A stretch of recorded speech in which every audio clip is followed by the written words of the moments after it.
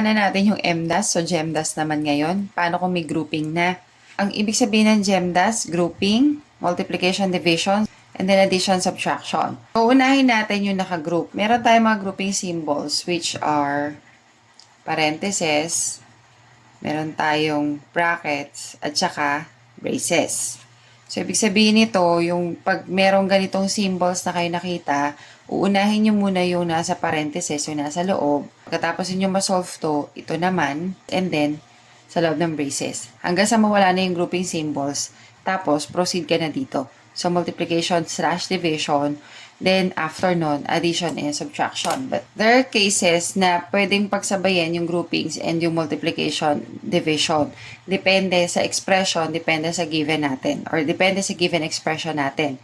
Pamaya, papakita ko sa inyo na pwedeng pagsabayin yung dalawa, basta ang isipin niyo from left to right dapat. Number 1, nakagroup to, yung 25 minus 5, tapos times 3 plus 12 divided by 6. Okay, so unahin muna natin tong nakagroup. 25 minus 5 is 20.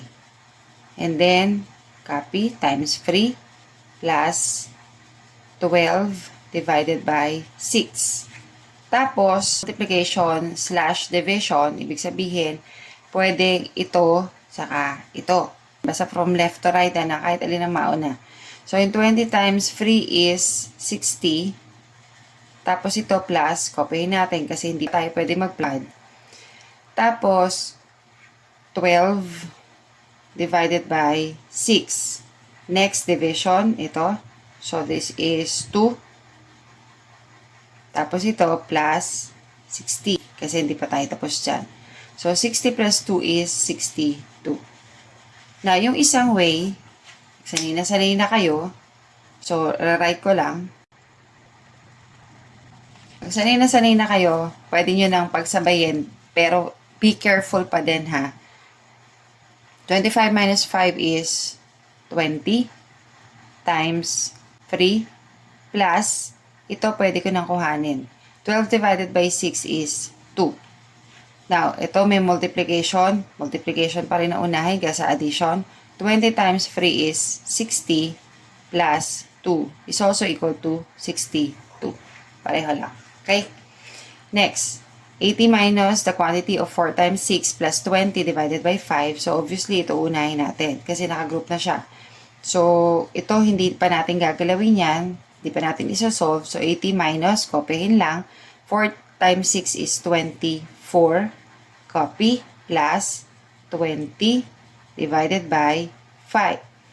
And then, wala namang multiplication, so division.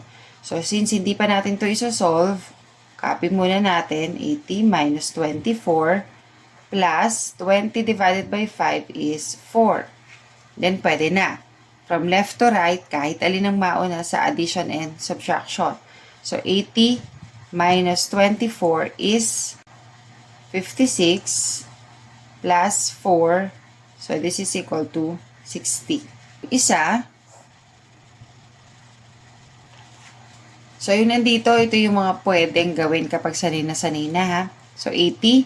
Rewrite lang natin yan. Di pa natin solve. 4 times 6 is 24. Plus, pwede na natin isabayan. 20 divided by 5 is 4. Since from left to right naman yung ginawa ko. So, ito, na-skip na natin tong part na to. So, 80 minus 24 is 56 plus 4 is equal to 60. Ito yung sinabi ko kanina na merong grouping symbols na parentheses tapos may brackets pa. Okay, so unahin natin tong nasa loob. So, 100 divided by, okay, kahit na division to, no? Meron kasing grouping symbols. So, ito muna talaga unahin natin. Parang dito, subtraction to, pero may nakagroup siya. So, ibig sabihin, ito muna unahin natin. Okay. So, divided by, copy muna to, 5 times, yung 3 plus 2 is 5. Ayan. So, kahit parentheses, kahit gawin nyo ng parentheses yan, or brackets, okay lang. So, 100, hindi pa natin to pwede i-divide kasi ito meron pa rin grouping symbol. So, 5 times 5 is 25. Tapos, copyin natin yung hindi pa natin nasusot. So, 100 divided by 25 is 4. At dito, unlike dito sa given na to, sa numbers 1 and 2, hindi natin siya pwedeng gawin. Yung gaya nito. Unti-unti talaga. So, kung nagpa-practice pa lang kayo, nagsisimula pa lang kayo sa GEMDAS, it's okay na isa-isahin lang muna ninyo para sigurado. Slowly but surely, kumbaga. Hindi naman tayo kailangan magmadali kapag magsosolve tayo sa mathematics. So, yun.